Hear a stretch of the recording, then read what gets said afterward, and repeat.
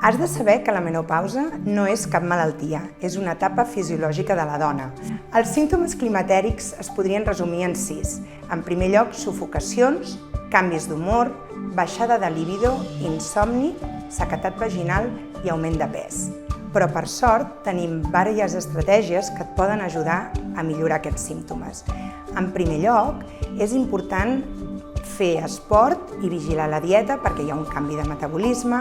Per altra banda, pots utilitzar cremes vaginals, hidratants o amb estrògens per millorar aquesta sequedat i també tenir relacions sexuals més satisfactòries. Per millorar la baixada de libido o insomni, pots utilitzar tractaments naturals amb isoflavones o altres tipus d'herbes, i si aquests símptomes són molt greus és quan ens plantegem utilitzar una teràpia hormonal substitutiva, que es tracta de petits comprimits amb estrogen i progesterona a baixes dosis per poder compensar aquests símptomes climatèrics.